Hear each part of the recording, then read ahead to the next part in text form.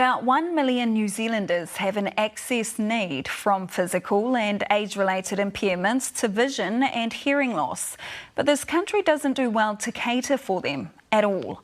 One woman who is legally blind wants to change that. She wants New Zealand to become the most accessible country in the world. Minnie Baragwanath spoke to national correspondent Amanda Gillies about her story. Leaning in, squinting, it's the only clue that Minnie Baragwanath has any problems with her eyesight. But in fact, she's legally blind. Well, so if I was to look directly, I think I'm looking directly at you now, yes.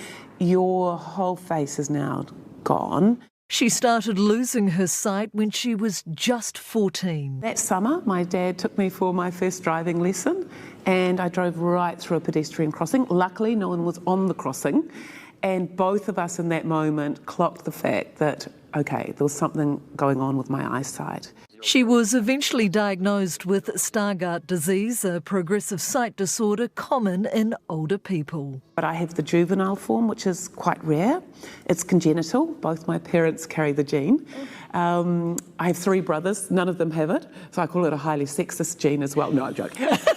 Despite her failing sight and with her humour intact, Minnie graduated university, travelled the world, ran the New York Marathon, became a council disability advisor and set up a business, Be Accessible, to help raise awareness for those with access or impairment issues.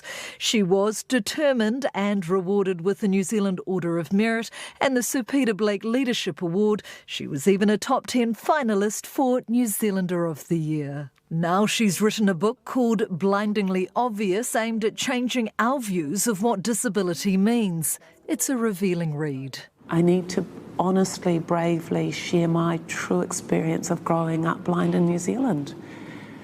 Where we're doing well, where we're not doing well. Ironically, she can't read her own book, but she's made an audio version, and it's the first full non-fiction book to be translated into sign language. Braille and Te Reo Māori versions will also be available. For me, there is no option but to model accessibility. My hope would be that in the next 12 months, this book becomes available all around the world in tens or hundreds of different languages and formats. The book came to her on her deathbed. She's been there twice. The first time was when Minnie turned 45. She was sent a medical reminder letter, which she couldn't read, to get a mammogram. Thankfully, her assistant opened the letter and alerted her to it. She was booked in and then diagnosed with breast cancer. She was devastated, but then she was delivered another blow. No audio file with the info was available. Then another blow. Post-surgery, Minnie suffered from an infection, a collapsed lung, pneumonia and blood clots. The fact that I hadn't died was an absolute miracle. She was prescribed 8 different medications, but again, I couldn't read any of my pills, I couldn't read the amounts I needed to take.